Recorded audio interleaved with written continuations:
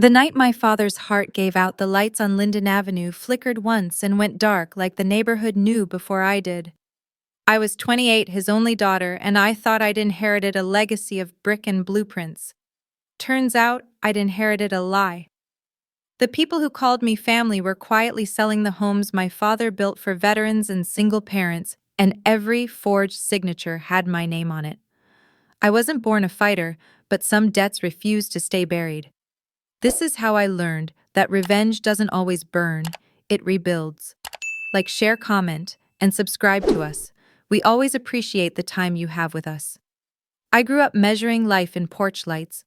Ours was always one of the last to go dark on Linden Avenue after the kids stopped chasing fireflies, after the old veterans folded their lawn chairs, after my dad, Walt Corbett, made one final lap around the block, like a sheriff making sure peace had been properly installed for the night. Even now at 28, I still live 3 doors down from where I learned to ride my bike. Same cracked sidewalks, same smell of grill smoke hanging in the late summer air. The Corbetts have been on this block since before the bypass split the east side, before the grocery closed, before the veterans' duplexes were built on the lot we poured ourselves. It isn't fancy, but it's ours, and everyone here knows who patched which roof, who mows whose lawn, and who brings sweet tea to a wake. That evening, the cicadas were screaming so loud they almost drowned out the music. Someone had strung lights from the telephone poles, and every house spilled people onto porches. Mrs. Dorsey brought her famous potato salad, Mr. Alvarez had the pit bull with the bandana everyone adored, and the Davis twins kept running between sprinklers like sugar-fueled fireworks. I was carrying trays of hot dogs when Aunt Marjorie snagged my arm. "Smile more, Eliza," she whispered, pressing the corners of my mouth up with 2 lacquered fingers.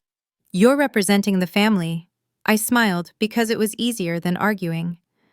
Marjorie was good at optics, pearls, manicured nails, soft threats that felt like compliments. She'd been Dad's partner in Corbett & Sons since before I was born, and she never let me forget which half of that name came with the power. I set down the trays, wiped my hands on my jeans, and started counting plates. It's a habit I've had since I was little. Numbers calm me. 24 plates for burgers, 24 for sides, 6 short. I made a note on my phone, already thinking about who might have borrowed extras from the church kitchen.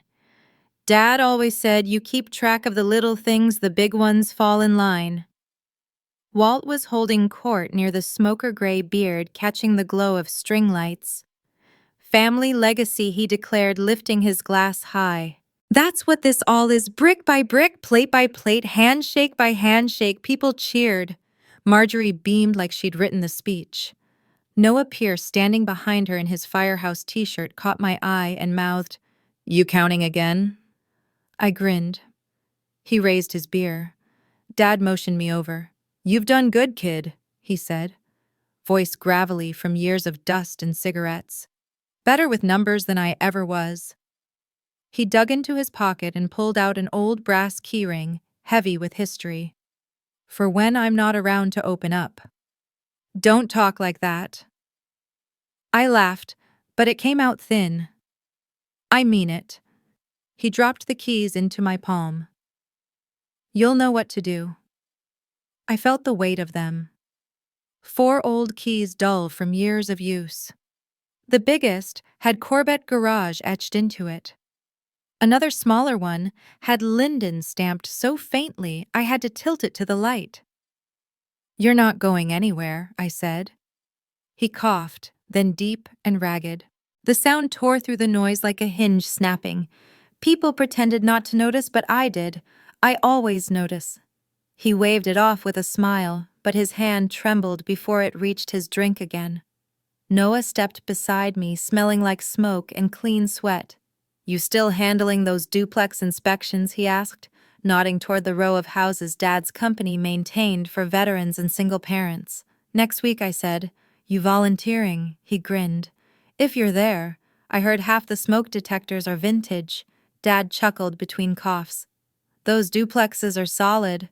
We built them right." But there was a flicker in his eyes, worry quick and unguarded before he looked away. Later, when the crowd thinned and the music turned to slow classics, I helped Marjorie box up leftovers. She was already talking about revitalization projects and market opportunities. I knew those words. They meant she'd found another developer willing to partner with Corbett and Sons, meaning sell off what we'd built for community prices to people who never lived here. "Don't look so glum," she said, slipping on her pearl gray jacket. "Progress isn't a dirty word." "Depends on who profits," I said. She gave a small, sharp smile. "You sound like your father used to before he learned to trust me." Dad came over hearing just enough to raise an eyebrow. "Marge. She keeps us honest. Every business needs one of those." When they left, I started cleaning. The cash box sat on the table near the grill, a dented old thing with a taped label, Linden. Tax insure. I'd seen Dad pull rent envelopes from it a dozen times, scribbling receipts on carbon paper. I started to carry it inside, but he stopped me. "Leave it," he said. "It'll be fine." The night cooled, the air heavy with the smell of charcoal and cut grass. I stood in the yard listening to the hum of streetlights, the distant roll of a train. The neighbors waved goodnight. The kids begged for one more popsicle. Ordinary things, the kind that trick you into thinking tomorrow will be the same. Noah helped me carry folding tables back into the garage. "You ever think about leaving this place?" he asked. Sometimes, I admitted. Then I remember the mortgage, the crew, the paperwork. He nodded. "You're keeping it all together, Eliza. Don't let anyone tell you different." I didn't know then how much I'd need those words. By the time I finished cleaning, it was close to midnight. The porch lights were flicking off one by one. I carried the cash box inside and set it on the kitchen counter beside the brass keys. Dad's boots were by the door, one laced, one not. He'd gone to bed early, coughing hard enough to shake the wall. I wanted to check on him, but didn't. Some part of me still believed that if I let the moment pass quietly, life would stay the same. I washed my hands, dried them on the towel, and reached for the keys to hang them on the hook. They slipped through my fingers and hit the counter with a sharp metallic clink that echoed through the kitchen. I froze. Outside, a breeze swept the curtains. The cicadas went silent. The porch light flickered once, then went out. At midnight, when the lights went out, I heard the keys clink on the counter, and my world followed. The day after the block party, the world split into before and after. Dad's heart gave out on a Monday morning at the shop in the middle of a routine materials order. He'd been fine an hour earlier, grumbling about invoices and the price of drywall. Then just gone. The foreman said it was quick, but there's no such thing as quick when it's your father. The phone call came at 9:12 a.m. By 9:13, I was driving through every red light on Main. The funeral blurred like bad film stock flowers that smelled too sweet, condolences that sounded too practiced. Aunt Marjorie handled everything. The casket choice, the eulogy, even the order of who got to speak. She was composed, dressed in her perfect black suit, eyes bright with unshed tears that looked rehearsed.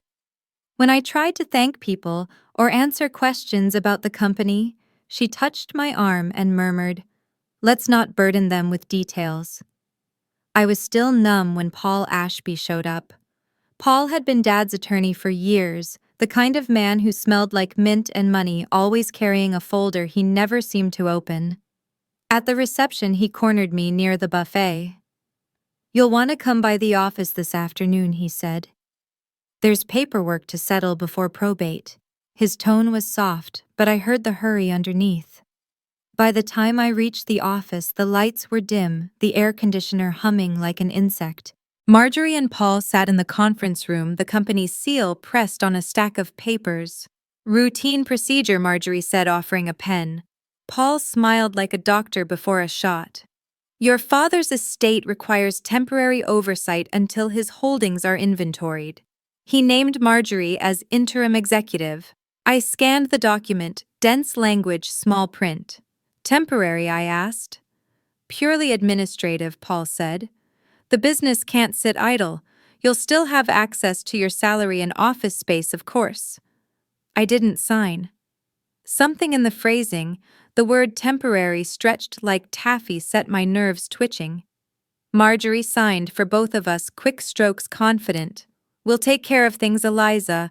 You focus on yourself." I nodded, but inside I was already doing math. That evening I walked through the office alone. His desk still smelled faintly of sawdust and tobacco. The walls were bare except for the framed permit from 1987, the first Corbett & Sons project. I ran my hand along the filing cabinets, the cold metal grounding me. I was looking for something ordinary to hold on to, some sign that the world hadn't tilted entirely. That's when I noticed the gap. There was a space between accounts 2018 and tax 2021, a perfect rectangular void where one binder should have been. Dust outlined the missing shape clean in the middle gray at the edges. The label above it was faint linden. My stomach tightened. I remembered that binder, clearly green plastic, worn corners, thick with insurance receipts, lease agreements, and property tax stubs. Dad's handwriting filled its tabs, and now it was gone. I opened the drawers below, thinking maybe he'd moved it. Nothing. Just invoices, blueprints, and the usual clutter. My hands were shaking when I tried his desk drawers, next locked.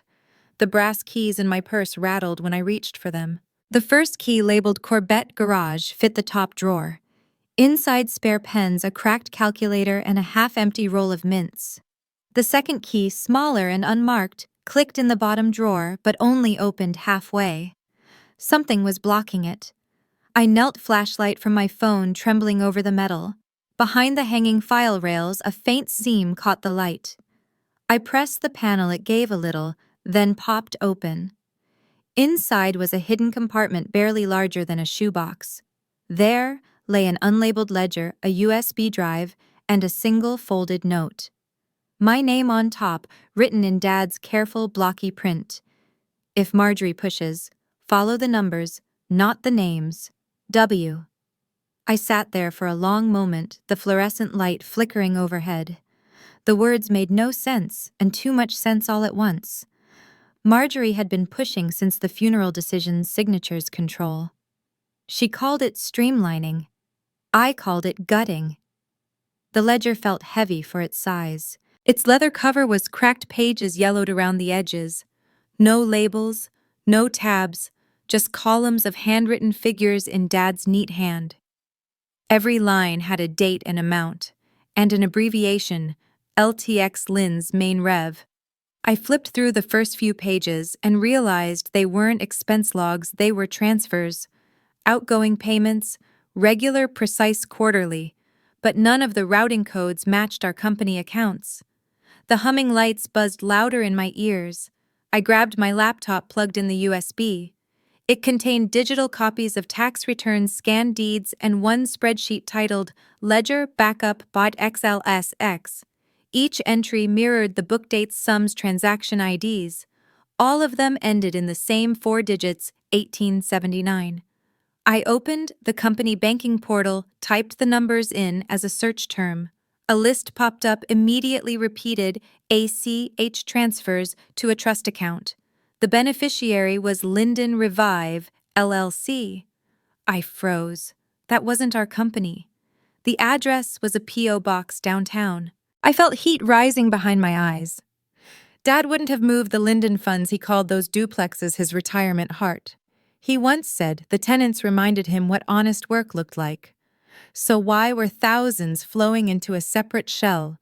Marjorie's voice echoed in my head from earlier. "We'll move those residents to better units soon." Better units, meaning newer, pricier somewhere else. I thought about Ms. Dorsey and her 3 kids, about Mr. Alvarez on his crutches, about the porch lights that stayed on late because they felt safe there. Safe because of Dad, because of me. My throat went dry. This wasn't grief anymore, it was anger with a pulse. I closed the drawer, carefully slid the panel back into place, locked everything, and slipped the ledger and USB into my bag. Outside, the parking lot was empty except for the company truck. The setting sun hit the windows of the duplexes across the street, casting long golden rectangles over the cracked asphalt. I told myself I'd come back tomorrow, go through the numbers properly, make sense of it before confronting Marjorie. But part of me already knew what I'd find. I sat in the driver's seat, the brass keys still in my lap, and opened the ledger one more time under the fading light. The columns gleamed faintly in the reflection off my dashboard. Every number marched in perfect rhythm, steady, deliberate, unbroken, straight to the same destination. When I opened the ledger, every number marched to the same address, just not ours. The county clerk's office smelled like toner dust and faint coffee gone stale, the kind of air that sticks to your clothes. I'd been there 100 times before helping Dad renew permits or file payroll taxes, but that morning everything looked sharper, colder. Maybe it was just me, sleep-deprived, still half in shock, half in fight mode. The clerk behind the counter, Linda, same woman who used to buy Girl Scout cookies from me, looked up when I approached. "Hey, hun. I was sorry to hear about your dad," she said. "What brings you in?" "I just need to cross-check a few deeds," I said, keeping my tone light. "Company records versus county filings. Should be under Corbett and Sons, and maybe something called Linden Revive LLC. Her brow furrowed. "Revive? Don't think I've seen that one." She typed fast, nails clacking. "Give me a sec." I waited, notebook open, the ledger tucked under my arm. The air conditioner rattled overhead, kicking cold air across the counter. Linda's screen reflected in her glasses. Huh. Here we go, filed 3 days before Walt passed. Quit claim deeds transferring ownership of Linden Avenue properties to Linden Revive LLC. I froze. 3 days before? She nodded. All notarized by your cousin Kyle Corbett, manager of record. Says here it was witnessed by a Paul Ashby. I gripped the counter. Can I get copies? She hesitated, lowering her voice. I probably shouldn't, but yeah. Hang on. She printed them on thin gray paper that smelled like warm plastic. The signatures looked familiar, but slightly off. Dad's was too steady, the loop in his W too clean. The notarization stamp was real, but the timing didn't make sense. Dad was in the hospital for a stress test 3 days before he died. He wasn't signing anything. Linda glanced around, then leaned closer. Between us, there's a quiet title hearing Monday morning.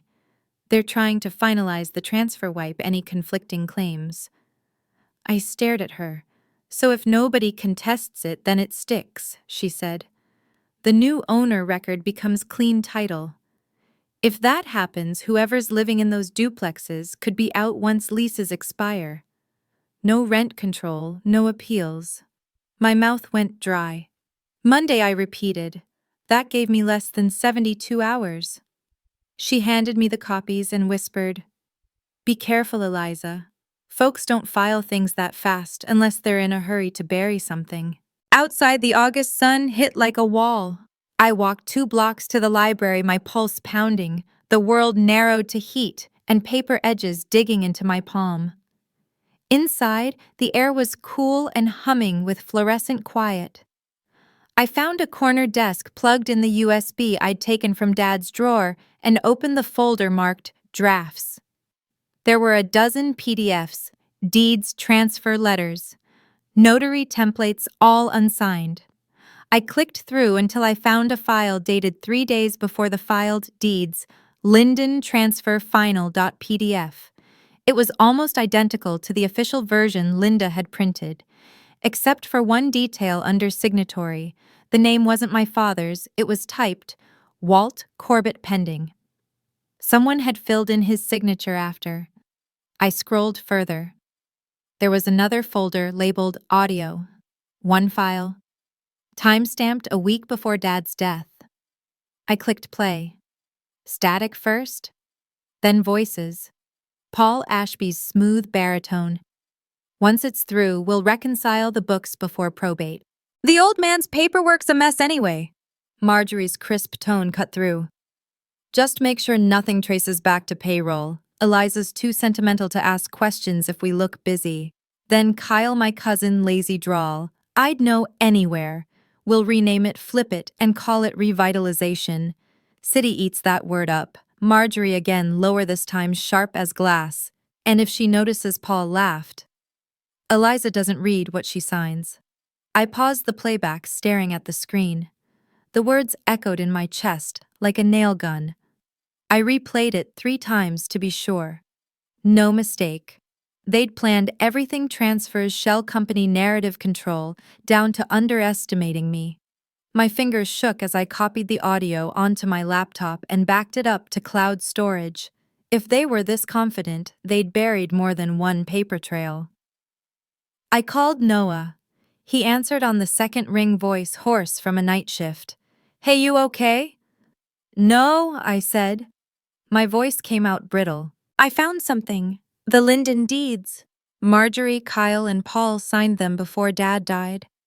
They filed quitclaims 3 days before. Linda said there's a quiet title hearing Monday. If it goes uncontested, the duplexes—" He whistled low. "Jesus, you're sure I've got copies? Signatures, timestamps, an audio file of them talking about cleaning the books." Silence. Then calm and steady. "You're not crazy. Feels like it. You're in a burning building," he said. "Pick exits. You need help. Maybe. But if I tell the wrong person, they'll know what I have." "Then don't tell them," he said. "Tell the law. Go through proper channels. Chain of custody matters. Rule of law." Dad always believed in that, even when the system bent the wrong way. He used to say, "Paper tells the truth if you let it." "Get those files backed up," Noah continued. "Print hard copies, too. Leave one somewhere safe. Monday's not far." "I will." He paused. "Eliza, listen. Don't go to them. Don't warn them. Let them show their hand." "I know," I said. But I wasn't sure I did. The call ended. The hum of the library filled the silence, the printer spitting pages, kids whispering over homework, the old radiator ticking. Ordinary sounds of a world that kept turning, unaware that mine had just tilted on its axis. I opened my notebook, wrote down everything: dates, document IDs, hearing time, case number. My handwriting looked foreign, like someone else was writing through me. Dad's note echoed in my head. Follow the numbers, not the names. Numbers didn't lie, people did. I packed up my bag, the ledger pressing against my hip like a pulse. On my way out, I passed the community bulletin board flyers for babysitters, piano lessons, yard sales. I thought about the tenants of Linden Avenue, their lives small and fragile on paper, easily wiped away with one court stamp. Outside, thunder rolled in the distance, low and warning. I gripped the strap of my bag tighter. Back at the truck, I replayed the audio again, the voices tinny through my phone speaker. I wanted to believe I'd misheard, that grief was making me paranoid. But then I heard Marjorie's voice, precise and confident, like she was still standing beside me at the funeral. "Eliza doesn't read what she signs." She was half right. By 2 in the morning, my apartment looked like a detective's bunker. Coffee rings bleeding into tax documents, yellow Post-its crawling across the wall, and my laptop screen humming with too many tabs. I hadn't slept in 2 days. Grief had curdled into calculation. I opened my notebook and drew 3 columns. At the top, I wrote green, red, and black. It wasn't elegant, but it gave shape to the chaos. Green text, safe, topics, people I could trust. Noah, maybe Linda, the housing clinic, if they'd take the case. Red text, pressure, manipulation, charm dressed as concern. Marjorie, Paul. Anyone who started a sentence with, "You know your father would have wanted." Black ink, evidence only. No emotion, no commentary. Facts that could survive courtrooms and liars. I color-coded every text thread on my phone. Green got a check mark. Red got a small X. Then I printed call logs, stapled screenshots. The rhythm of it steadied me. Organization was oxygen. By dawn, the first coffee had gone cold, and the second was halfway gone. I started making a list of residents, people who would lose their homes if the quiet title went through. Ms. Dorsey, who drove the morning school bus and baked pound cake for the block, Mr. Alvarez, the Iraq vet with the bad knee, who fixed everyone's porch lights for free, 2 college kids, a retired couple who babysat for half the neighborhood. If Marjorie wanted to erase affordable, she'd have to erase these people first.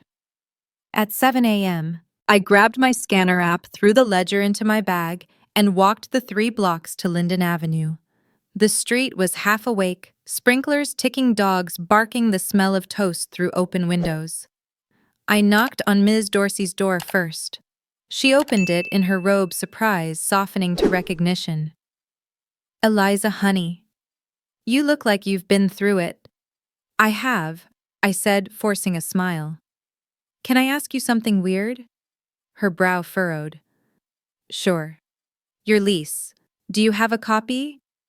"Kitchen drawer, I think." She shuffled off, came back with a folder fat with papers. I spread them across her table, scanning with my phone. Everything looked right, until the last page. An addendum extending the lease, at a higher rent, initialed EC in neat loops that weren't mine. "Did you agree to this?" I asked. She squinted. "They said it was standard. Mr. Kyle came by, said the company was updating paperwork after your dad passed.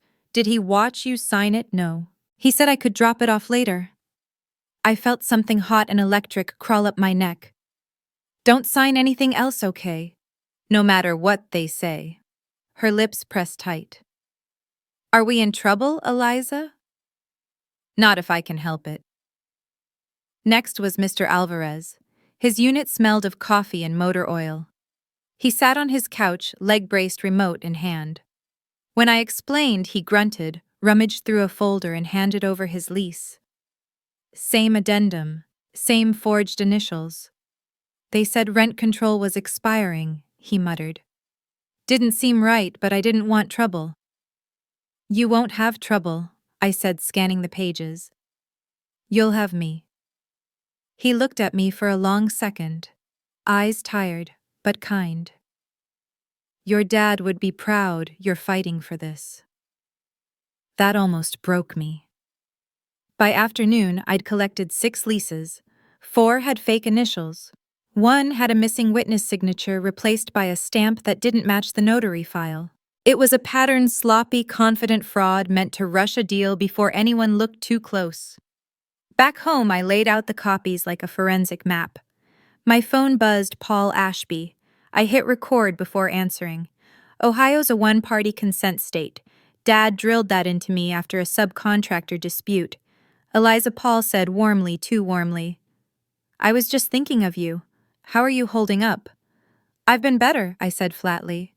He sighed, stage-ready empathy. "Listen, I know things have been confusing. Your father's passing left some loose ends. I'd hate to see you caught in unnecessary paperwork. Paperwork like fraudulent deeds." A pause, then a soft chuckle. "Now let's not throw words like that around. Marjorie's working hard to stabilize the business. She'd like to offer you a consulting stipend, something generous to help ease transitions. All we ask is that you refrain from legal filings until after the audit. An audit you control, Eliza." He lowered his voice. "You're emotional, no shame in that. But if you stir this pot, you'll scorch everyone, including yourself. Let us handle it." I stared at the waveform bouncing on my recording app. "Thanks for the concern, Paul," I said. "I'll think about it." He exhaled like a teacher humoring a child. "Do that. You've got potential, you know. Don't waste it on resentment." The line clicked dead. I saved the recording in 3 places: phone cloud, external drive, and tagged it. Black. Ashby call. 8-7. My hands were trembling, not from fear, but from focus. By evening, my kitchen wall looked like a crime board, color-coded texts, copies of leases, sticky notes with dates and initials. Every thread pulled toward the same knot, Linden Revive LLC, but the rope was fraying faster than I could tie it down. When the clock hit midnight, I drafted an email to the Ohio Legal Aid Housing Clinic, subject line, "Possible fraudulent deed transfer. Urgent assistance needed." I attached the scans, the ledger, and a brief summary of what I'd found. I expected silence. Instead, a minute later, my phone chimed. Auto reply. Thank you for your submission. Appointment confirmed Monday, 8:15 a.m. Please bring all supporting documents, 15 minutes before the quiet title hearing. I stared at the screen until my vision blurred. Somewhere between exhaustion and adrenaline, I realized I was smiling. For the first time in days, there was a crack of light in the ceiling. Someone was going to listen. I cleaned the counter, shoved my files into folders, and poured one last cup of coffee. The caffeine tasted like resolve. The city outside was silent, the kind of silence that sits on your shoulders. I could feel the shift inside me, grief turning to movement, fear becoming fuel. I checked the locks twice, turned off the lamp, and started toward the bedroom when I heard a sound, a soft slide under the front door. Paper brushing tile. My pulse kicked. I crouched, pulled the envelope into the light. Manila unmarked, sealed with a strip of tape. I peeled it open carefully. Inside was a single document, heavy paper embossed seal, and my name typed neatly at the top. Below it, my signature. Perfect loops, confident pressure. My handwriting exactly on a deed I had never seen. At dawn, someone slid a manila envelope under my door. Inside, my signature copied perfectly on a deed I had never seen. Sunday morning came dressed in polite smiles and pressed collars. The Corbetts had always been a church family, same pew, third row, from the front, same casserole dishes at every potluck. The community loved Walt. They tolerated me. They admired Marjorie. That balance had always kept peace. Today it felt like a noose. The church smelled of lemon polish and old hymnals. Light poured through the stained glass windows, slicing the air into colored dust. I sat alone near the aisle, my notebook tucked in my purse, the forged deed folded in an envelope beside it. My stomach felt hollow, like the air before a storm. When the choir finished, Pastor Ruth stepped up to the pulpit, her voice warm and steady. Before we close today's service, the Corbett family has asked for a few words. Marjorie rose smoothly from the front pew, black dress, sharp against the sunlight. She walked up the steps like a senator. Thank you, Pastor. She began, her voice lilting, practiced. My brother Walt believed in hard work and progress. He built homes, not just houses. And now, in his honor, we'll continue that vision with the revitalization of Linden Avenue.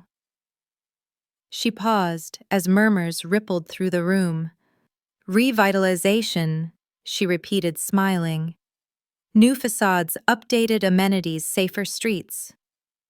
It's what this community deserves. I felt the pew shift as people nodded. They heard revitalization and thought beautification, not displacement. Marjorie had always known which word sounded righteous. She gestured toward me. And of course, my niece Eliza is part of that effort, continuing her father's legacy with fresh energy and new ideas. Every head turned. For a second, I couldn't move. Then I stood. My knees wobbled, but my voice came out before I could second-guess it. Actually, no. That's not what's happening. The room went still. Even the organist froze mid-note. Pastor, I said, my pulse hammering. May I have 5 minutes? Ruth studied me over her glasses. Go ahead, Eliza. Marjorie's smile faltered, quick and brittle. Sweetheart, this isn't the time. It's exactly the time. I walked to the pulpit, every step echoing. My father didn't build Linden to be flipped or sold. Those duplexes were meant for working families, veterans, single parents, people who keep this neighborhood alive. 3 days before he died, someone transferred those properties to a shell company called Linden Revive, LLC. The manager of record is my cousin Kyle. The paperwork was notarized by our family attorney, Paul Ashby, and my father's signature was forged. Gasps, whispers. A few people glanced toward Marjorie, searching her face for denial or confirmation. She gave them the perfect politician's smile. Now hold on, she said lightly. There's been confusion, Eliza's still grieving, and grief makes us see patterns that aren't there. Then explain this. I reached into my purse and pulled out the envelope. A deed with my forged signature on it. It was slipped under my door last night. A low hum rippled through the pews. Marjorie folded her hands. We all loved Walt. Let's not tarnish his memory with conspiracy theories. I could feel the room tilting against me, faces softening toward her, tightening toward me. Corbett and Sons employed half the congregation directly or indirectly. Loyalty meant paychecks. I had no illusions about that. My voice shook, but I kept going. I have proof. And an audio recording. I unlocked my phone, scrolled to the file, and turned the volume up. Paul's voice filled the sanctuary. Once it's through, we'll reconcile the books before probate. The old man's paperwork's a mess anyway. Then Marjorie's, just make sure nothing traces back to payroll. Eliza's too sentimental to ask questions if we look busy. A collective breath pulled in sharp and unified. I stopped the playback after 10 seconds. Silence followed, pure, heavy silence. The kind that exposes every heartbeat in the room. Pastor Ruth was the first to speak. Do you have the original file? Yes. I held up my phone. And backups. I also have ledger entries showing payments to that shell company. The quiet title hearing is scheduled for tomorrow morning. She nodded slowly, eyes flicking toward Marjorie. Is that true? Marjorie's face didn't move. Our attorney is handling administrative filings. Nothing improper has been done. Ruth's voice stayed calm but firmer now. If those recordings are real, it isn't administrative, Marjorie. It's criminal. The room buzzed again, some murmuring support, others exchanging uncertain glances. I saw people calculating risk in real time. Siding with me might mean losing work. Siding with her might mean losing conscience. I looked around, Mrs. Dorsey near the back, eyes wide. Mr. Alvarez gripping his cane like a weapon. These people weren't numbers. They were the heartbeat Dad built his company on. I'm not here to ruin anyone, I said louder now. I'm here to stop them from ruining everyone else. Marjorie stood, her heels clicking like gunshots. Enough, she said sharply. This is slander and you're unstable. You're jeopardizing everything your father left. What he left, I said, was a promise. The congregation split along invisible lines, half turning toward me, half toward her.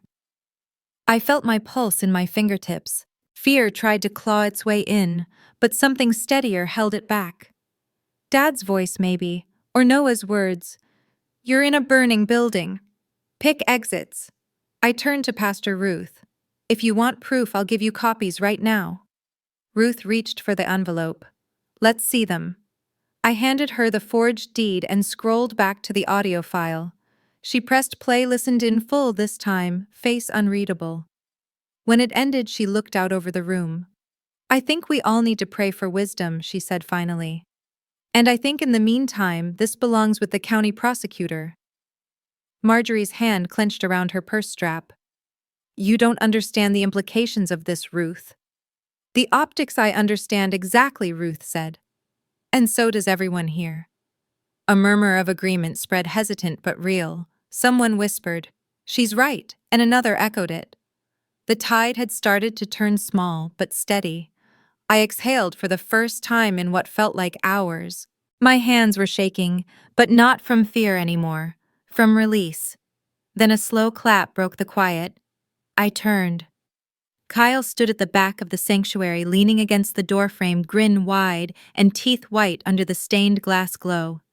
He clapped once more, slow and mocking, the sound echoing like a dare. When the recording ended, a single golf clap started from the back, Kyle smiling like a billboard. The courthouse smelled like old paper and burnt coffee, the kind of air that makes time feel slower. Room 4B was smaller than I expected, just a handful of benches, a flickering clock, and a judge who looked like she'd rather be anywhere else. I sat at the petitioner's table, My folder of evidence spread out like armor: the ledger, the forged deeds, the leases, the audio transcript. The housing clinic attorney who'd confirmed my appointment still hadn't shown.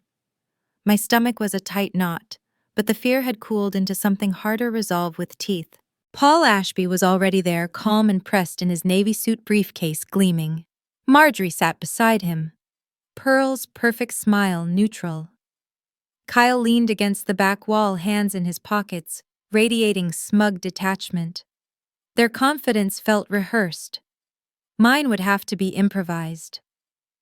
The clerk called the case in Re Linden Revive, LLC, quiet title petition. Judge Hathaway peered over her glasses. Who's representing Corbett and Sons? Paul rose smoothly.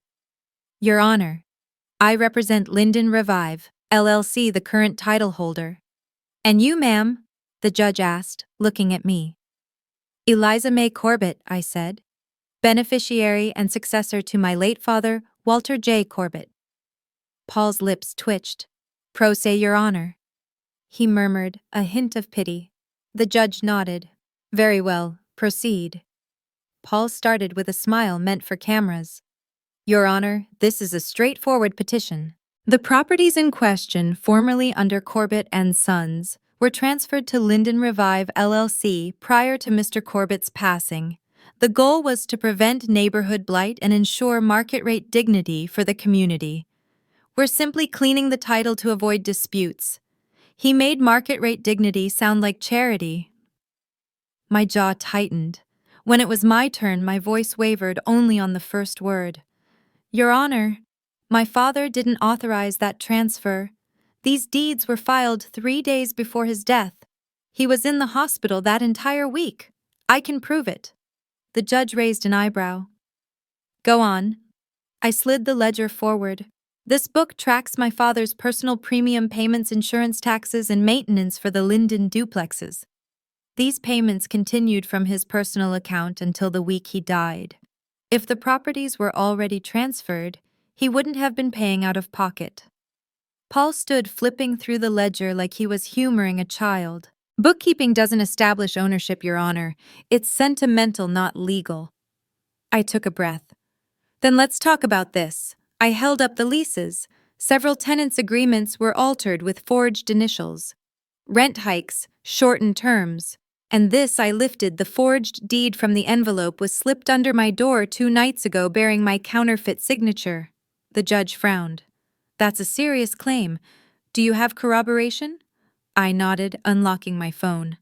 An audio file, Your Honor, recorded 1 week before my father's death. It contains a discussion between Marjorie Corbett, Paul Ashby, and Kyle Corbett. They reference, quote, cleaning the books before probate, and say I glanced at Marjorie. Eliza doesn't read what she signs. A ripple went through the courtroom. The judge leaned forward. Play it. I hit play. The same voices filled the air, Paul's smooth tone, Marjorie's clipped instructions, Kyle's lazy drawl. When it ended, the silence was thick enough to choke on. Paul adjusted his tie. Your Honor, even if that recording were authentic. Ohio is a one-party consent state. Illegal procurement is still... It's legal, I cut in. I was one of the parties. And the file metadata proves it was recorded on my device. Judge Hathaway drummed her fingers on the bench. Mr. Ashby, these are substantial allegations. With respect, he said smoothly, we're losing sight of the intent. Mr. Corbett wanted progress. His heirs misunderstand his vision. I met the judge's eyes. My father believed in community, not erasure. He built those duplexes for veterans, not investors. He even labeled his insurance folder Linden Tax Insure, because he said paying those bills kept roofs over good people's heads. There's an ACH trail from his personal account proving he made those payments until the day he died. I've included the bank statement. She took the paper, scanned it, then looked up sharply. These transactions occurred after the alleged transfer. Yes, Your Honor, I said quietly, because the transfer was filed without his consent. The judge leaned back, exhaling. Where's your counsel from the housing clinic? I glanced at the door, empty. On their way. They had a scheduling conflict. Paul seized the opening. Your Honor, this young woman's grief has clouded her understanding of business procedure. The Corbett estate will benefit from the redevelopment. These accusations of forgery are baseless. We move for approval of the title as submitted. He smiled again, faint and rehearsed. Then the door burst open. A woman in a wrinkled blazer hurried in, papers clutched to her chest. Apologies, Your Honor. Cynthia Lee, Legal Aid Housing Clinic. I'm representing Ms. Corbett. She approached the bench and handed over a stapled packet. Notarized affidavit from the title officer who processed the quitclaims. She discovered the timestamp metadata was altered after Mr. Shastar Corbett's death. Paul's face drained color. The judge flipped through the pages, eyes narrowing. Are you telling me the deeds were backdated? Yes, Your Honor, Cynthia said. We also have copies of the email chain between Mr. Ashby's firm and the notary service confirming the correction request 2 days post-mortem. Marjorie's breath hitched audibly. Kyle shifted the first crack in his easy confidence. Judge Hathaway set the papers down. Enough. This court issues a stay on the quiet title petition pending full review. Further, I'm ordering a preliminary injunction freezing all transactions under Linden Revive LLC. And given these allegations, she fixed Paul with a sharp look. I'm referring this matter to the district attorney's office for investigation into possible forgery and conspiracy to defraud. My knees went weak, but I stayed standing. Paul started to protest, but the judge raised a hand. Mr. Ashby, you're excused. I suggest you find your own counsel. The gavel hit once crisp and final. I didn't realize I was crying until I tasted salt. The air in room 4B felt cleaner somehow, like the building itself had exhaled. Cynthia turned to me, small smile breaking through her exhaustion. You did good, Eliza. You kept the receipts. I managed a shaky laugh. That's what my dad taught me. We packed our papers. The clerk collected evidence tags. Outside, the hallway buzzed faintly with fluorescent light. I was halfway to the exit when I heard the click of heels behind me. Marjorie caught up, face pale but eyes burning.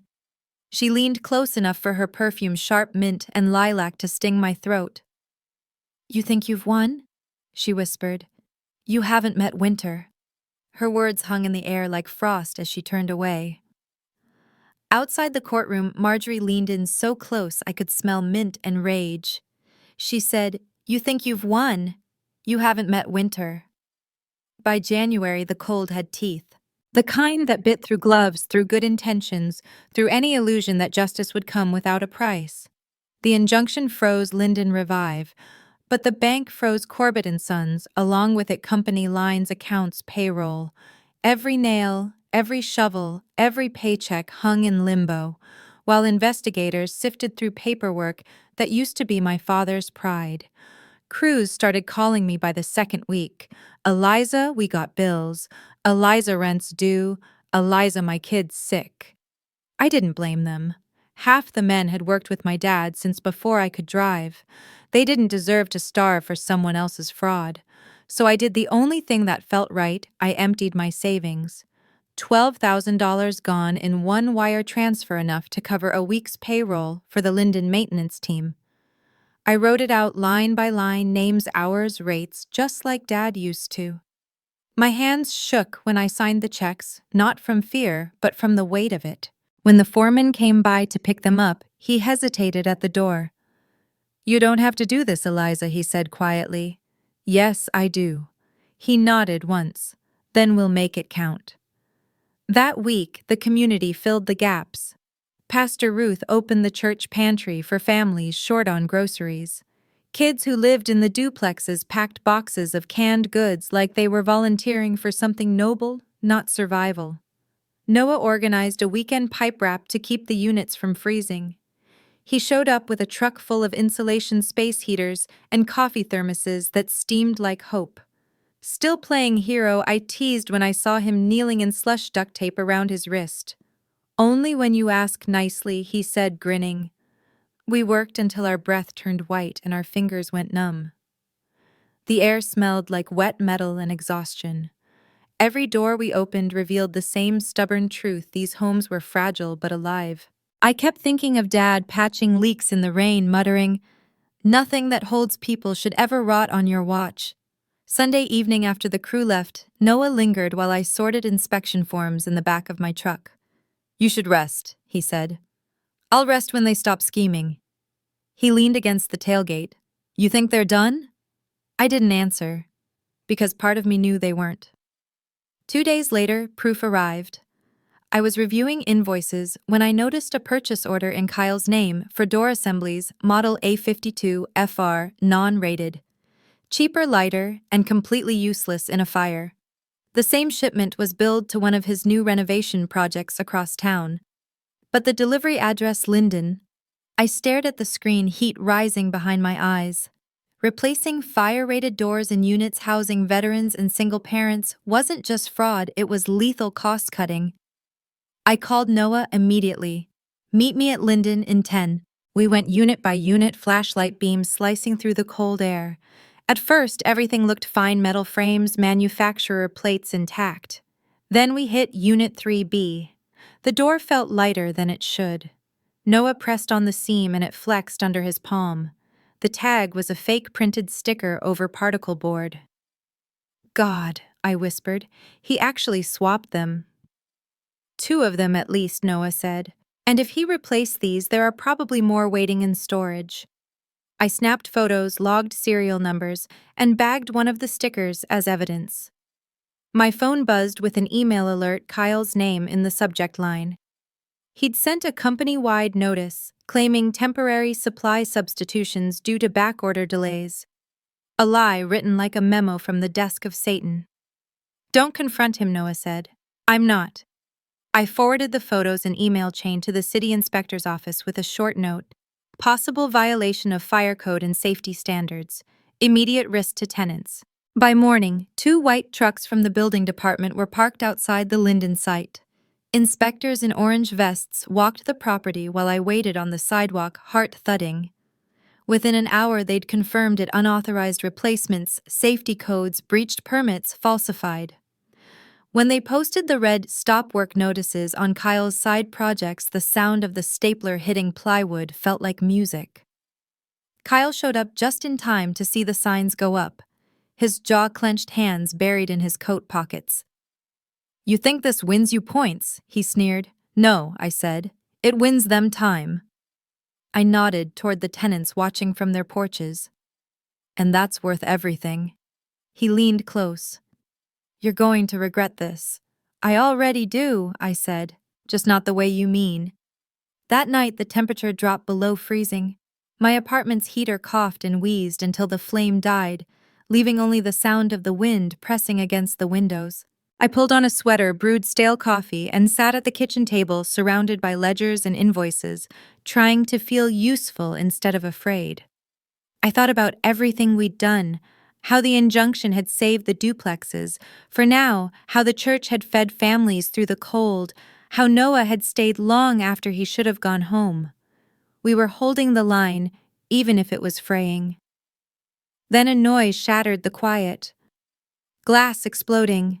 I jumped, heart in my throat. My back window gone. Cold air knifed through the room, carrying flakes of snow and the sharp tang of fear. I grabbed my phone flashlight, trembling, as I swept the beam across the kitchen. Nothing moved. No footsteps. Just shards glittering on the floor like frozen rain. Then I saw it.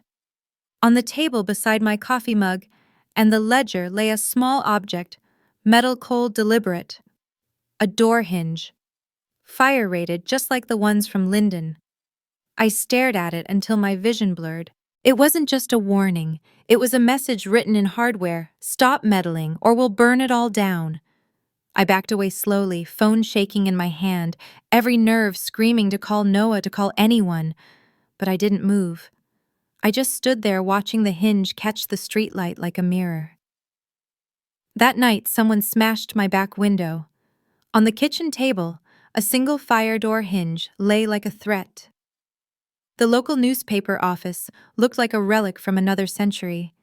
dusty plaques on the walls, an unplugged coffee maker, and a single ceiling fan, spinning with the slow fatigue of someone who's seen everything twice.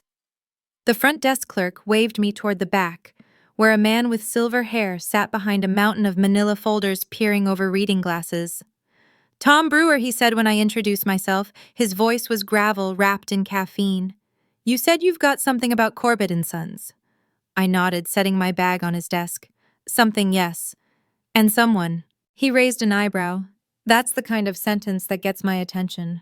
"What's in the bag?" I started, laying everything out: the ledger, the forged deeds, the photo of the broken hinge, printouts of Kyle's emails, and copies of the bank transfers. Each item made a small thump like a gavel hitting the desk. Tom leaned back, unimpressed at first. "Looks like a family spat dressed up as paperwork." "Then look closer," I said. "Follow the payments from Linden Revive LLC to a political action fund called Dayton Rising Committee." He tapped at his keyboard, eyes narrowing as lines of data filled his monitor. "You're not kidding," he murmured. "That fund backs Councilman Denton. He's been pushing a rezoning bill for the Linden corridor, turning multifamily lots into commercial property. That would make your duplexes worth 3 times their current value." "Exactly," I said. "And Kyle donated under his shell company's name." Tom whistled. "You're either about to get sued or win a Pulitzer. I'll take whichever gets the tenants to keep their homes," I said. He studied me for a long second, then smiled like he'd just remembered why he started doing this job. "Let's tell it right." For the next 2 hours, I answered every question he threw my way: dates, names, wire transfers, emails, all of it. He recorded the interview on an old tape recorder, the kind that still clicks between pauses. When I handed him the photo of the hinge, he picked it up carefully, turning it in his fingers. "What's this supposed to mean?" he asked. "It means they wanted me to shut up." His expression hardened. "Then we better make some noise." 3 days later, the story hit the front page: "Family firm, family fraud, Corbett legacy, under investigation for property transfer safety violations." The headline stretched across the fold like a siren. My phone lit up with messages before I even finished breakfast. By noon, the city council's public inbox was overflowing. Tenants, neighbors, and strangers demanded answers. A retired firefighter shared the article on social media with the caption, "She's fighting for the people Walt built for." The DA's office issued a statement by evening: Paul Ashby charged with document tampering and obstruction. Investigations opened into Marjorie and Kyle Corbett for conspiracy and fraud. I read the words twice to be sure. For the first time in months, I felt like the system was awake. Marjorie's allies started peeling off within days. A subcontractor leaked billing records to the DA. A junior accountant turned over emails that showed fake invoices funneled through shell companies. The walls were closing in around them. Then came the message that stopped my breath.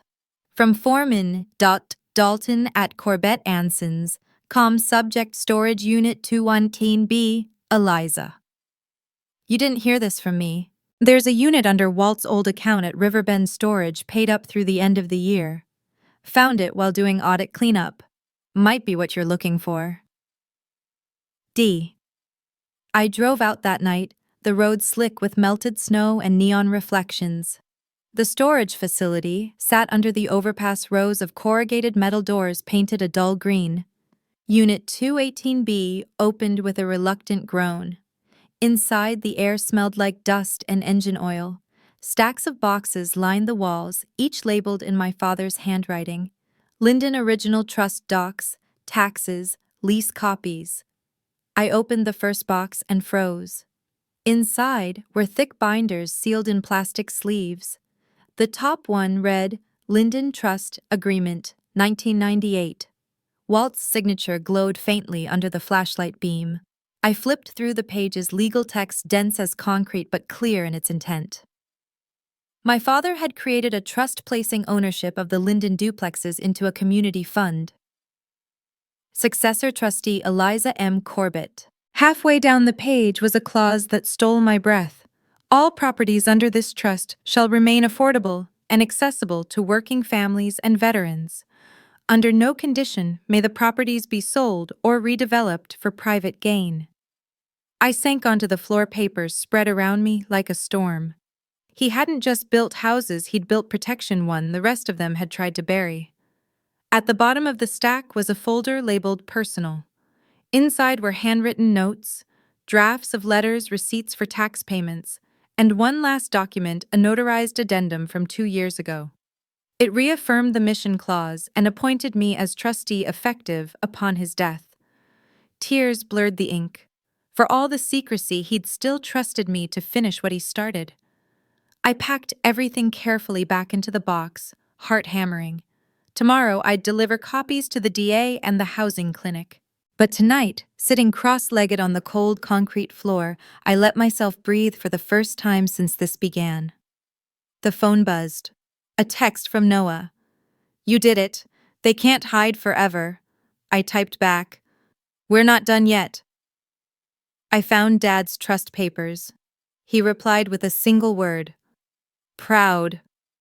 I turned off the flashlight and sat in the dark, listening to the hum of traffic overhead, imagining my father in his workshop all those years ago, coffee steaming beside blueprints, humming old country songs while he built things meant to last. Before I locked up, I flipped through the last few pages of the trust binder. In the back, tucked between two notarized sheets, was a single page written in his blocky print. No legal jargon, no clauses, just 4 words. "Eliza, make me proud." The ink had bled slightly, like the pen hesitated before he finished. I traced the letters with my thumb, feeling the steadiness of his hand across time. I closed the binder, sealed the box, and carried it out to the truck, the night wind cold but forgiving. For the first time in months, the stars looked like something other than holes in the dark. On the last page in my father's blocky print, 4 words, "Eliza, make me proud." Spring came quiet and merciful, softening the edges the winter had left behind. The Linden courtyard smelled of charcoal and lilacs, and the sound of children's laughter filled the gaps where hammers once rang. The community potluck felt like resurrection, disguised as routine folding tables lined with casseroles, coolers full of lemonade, and people who finally looked like they belonged to something again. Pastor Ruth stood by the grill flipping burgers like she was anointing them. The maintenance crew leaned against the fence, talking shop and teasing each other. Mr. Alvarez had a new brace on his leg, and Ms. Dorsey's kids were chalking hopscotch squares across the pavement. Above them, banners fluttered in the breeze, "Linden Trust Community Day." It wasn't a celebration of victory, it was a reminder that the fight had meant something. The court had approved my appointment as successor trustee 2 weeks earlier. The DA's office moved forward with charges. Paul pled out. Marjorie resigned her positions pending trial, and Kyle vanished like smoke. No press releases, no apologies, just absence. It was quieter that way. Corbett and Sons had been restructured into Corbett Foundation Construction, Inc., an independent board overseeing both business and trust operations.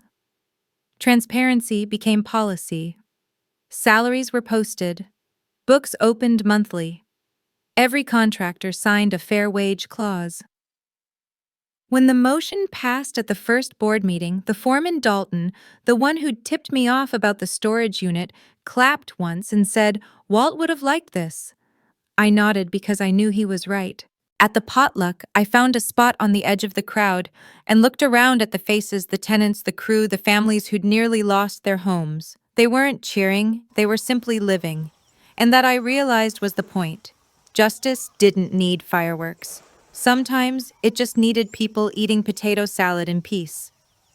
Noah found me near the lemonade table. He still wore his firehouse jacket, sleeves pushed up, hands smelling faintly of smoke and soap. "Looks like your dad's dream's breathing again," he said. I smiled. "It's not just his anymore." He tilted his head. "You look tired, but different tired. The kind that means it's worth it," I said. He chuckled. "You've got a thing for lost causes. I've got a thing for fixing what's worth keeping." He handed me a paper cup. "Then maybe we start with this." We didn't rush it. After everything, the idea of romance felt less like sparks and more like rebuilding a porch measure twice. Sand the edges, trust the foundation before stepping on it. We talked about small things, work schedules, the trust's next project, how long it takes to forget winter. Later, as dusk deepened, I climbed into my truck and drove to the cemetery. The grass had grown back over the muddy patches from his burial. The headstone was simple: Walt J. Corbett, 1958-2024, builder, father, neighbor. Someone had left a carpenter's pencil wedged into the dirt. I sat on the bench across from him and let the quiet settle. "You'd hate all this paperwork," I said softly, "but you'd love what came out of it." From my coat pocket, I pulled the brass keyring he'd given me at the block party the night the lights went out. The metal had dulled with time, edges smoothed by worry. I set the ring on the stone, the sound soft and final. "These belong to you," I whispered. "But one of them belongs to all of us now." I took the smallest key, the one marked Linden, and slipped it back into my pocket. It felt right, like the kind of inheritance that didn't need court approval. On the drive home, the radio played something slow and hopeful. Streetlights flickered through the windshield like old memories. I thought about how much I'd lost family money, the illusion that loyalty and love were the same thing. But I'd gained something cleaner: boundaries without bitterness. Dad once told me that forgiveness and forgetting weren't the same. "You forgive so you can sleep," he'd said. "But you remember so it doesn't happen again." At home, the air smelled faintly of sawdust from the repair Noah had done on the broken window. The hinge, the one someone had left like a threat, now held my new fire door. I kept it as a reminder: even the things that break can hold you safe again. I walked through the apartment, turning off lights one by one, until only the kitchen glow remained. Bills, blueprints, and forms lay stacked neatly on the counter. On top sat a letter from the housing clinic confirming the final transfer of Linden's assets to the trust. Below it, a flyer for grad school public administration night program orientation Monday. I smiled. Dad used to joke that I was born with a ledger in one hand and a hammer in the other. Maybe he was right, but now I knew how to use both. I brewed one last cup of coffee and stood by the window watching porch lights blink on across the street. Each one felt like a heartbeat, steady and warm. We'd survived winter. Not untouched, not unscarred, but still standing. I thought about the tenants' advisory council meeting next week, the apprenticeship program we were launching in the summer, the new transparent payroll portal going live on Friday. None of it was glamorous. All of it mattered. I poured the coffee, whispered to the empty room. We kept what counted. Then I turned toward the hallway, ready to sleep for the first time without fear tapping at the back of my mind. The next morning, I'd start fresh file paperwork check on the duplex repairs, call Noah about the internship applicants.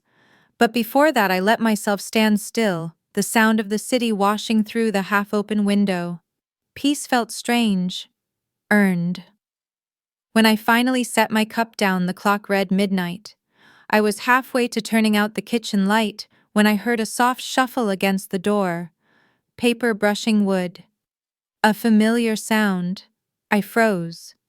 An envelope slid through the slot and landed on the floor, white, unmarked, thick. For a heartbeat, I just stared at it, pulse thrumming in my ears. Then I knelt, picked it up, and turned it over. No return address. Just my name typed neatly across the front: Eliza Corbett. On Monday, I was due at grad orientation public administration night program when an envelope slid under my door. Dawn arrived, soft and pale, the kind of light that made even the scars in the drywall look forgiving. Birds chattered outside the kitchen window as the coffee maker sputtered to life, filling the air with the smell of something ordinary honest. I sat at the table, bare feet on cold tile, staring at the envelope that had arrived the night before. It was heavy in a way paper shouldn't be. I broke the seal and slid out a stack of documents clipped together with a gold binder. The top page carried a law firm's letterhead, one I recognized from Paul's office: settlement offer. I read slowly. Each paragraph was a quiet insult wrapped in legal formality. The proposal: a civil agreement to resolve all outstanding matters between myself and the former management of Corbett and Sons, namely Marjorie and Kyle, in exchange for a non-disclosure agreement and a non-admission of guilt clause. They would pay a sum that would make me comfortable for life. Enough to buy a house, maybe two. Enough to erase student loans, cover every worry I'd ever itemized. If I accepted, all investigations would cease cooperative engagement, and any remaining claims against the family would quietly expire. Linden would survive on paper, but lose its trust status under a restructured development partnership. It was written to sound like progress. I set the papers down, heart pounding. They'd learned nothing. Or maybe they had, and this was their way of betting I hadn't. I opened my notebook and drew a line down the center of a blank page. On the left, I wrote, what it costs. On the right, what it's worth. Then I started listing. Costs my savings gone to payroll. The window glass shattered on a freezing night, the fear that lived in my chest for months. The sleepless nights, tallying rent hikes, signatures, and lies. Every time someone told me I was too emotional, too naive, too stubborn. Worth Ms. Dorsey keeping her home. Mr. Alvarez fixing lights without pain in his eyes. The duplex doors solid and fire-rated again. The sound of children chalking hopscotch squares instead of packing boxes. The brass key still warm in my pocket, and beneath all that one more line, freedom mine, theirs ours.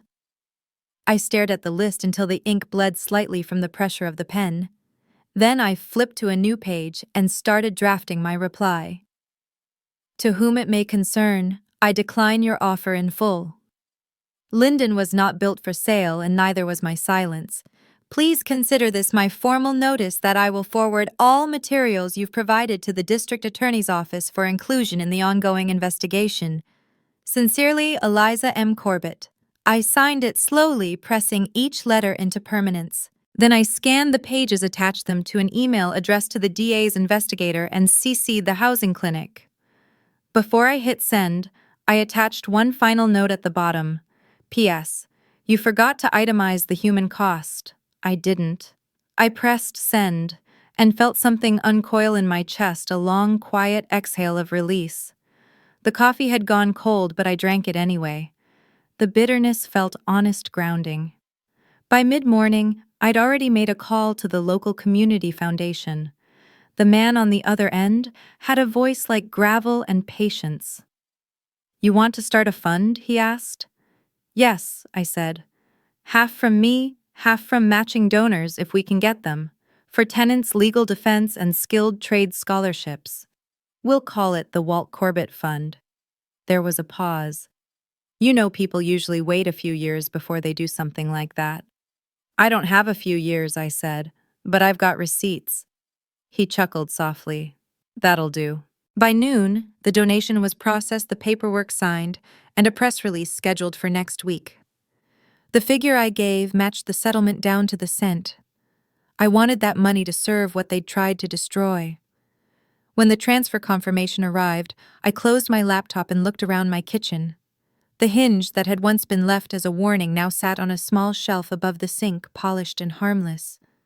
The same object that had whispered fear now hummed memory. I kept it there as proof that even a threat could become a reminder to stand straighter. Later that afternoon, I walked to Linden. The air carried the first warmth of spring, and the courtyard buzzed with quiet life, children kicking a half-flat basketball, laundry lines sagging under bright towels, a breeze that smelled faintly of sawdust and blooming magnolias. I unlocked the community room, the same one Dad had once used to store spare tools and coffee cans full of screws. We'd repainted it pale yellow and hung photos of residents rebuilding after the winter storm. On the corkboard near the door, I pinned a fresh flyer, paid internship, first-gen applicants welcome. Learn skilled trades. Help build what lasts. Apply through the Walt Corbett Fund. I stepped back and looked at it. Simple words.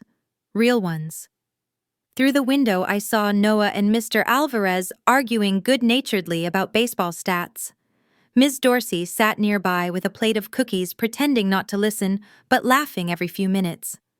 A kid dribbled that same worn basketball, and even though it barely bounced, he kept going over and over until the rhythm turned steady again. The scene was small, quiet, ordinary. But I realized that's what revenge had always been trying to find its way back to, not fire or spectacle, but the peace of knowing the right people got to stay standing. Dad used to say the world doesn't end in explosions, just in people giving up, and that if you want to rebuild something honest, you start with what's still standing. I stepped outside the sunlight, catching the key around my neck, the one marked Linden. I'd kept it not as a symbol of ownership, but of promise. I walked to the nearest duplex, unlocked the door, and checked the hall light. It flickered once, then steadied bright and sure. The bulb hummed like a heartbeat. Sometimes repair looks like that, small, invisible, but alive. I stood in the doorway, breathing in the scent of new paint and clean air. For the first time since Dad's death, the silence didn't feel empty. It felt full. And as the sun climbed higher, I finally understood what he meant by legacy. It wasn't the buildings, it wasn't even the trust. It was the courage to choose transparency over comfort, people over power, and to make sure that when the lights flickered, somebody knew how to fix the wiring. I turned off the switch, closed the door behind me, and smiled. I didn't torch the house my family built. I rewired it, flipped the breaker, and let everyone see the lights come back on.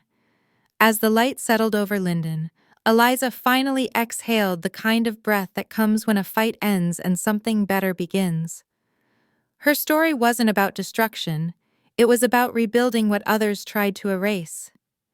If you found yourself rooting for her, let us know in the comments. We read everyone. Don't forget to subscribe for more stories of justice served quietly but completely. Thank you for listening. This has been a story from Revenge Hour. We'll see you next time.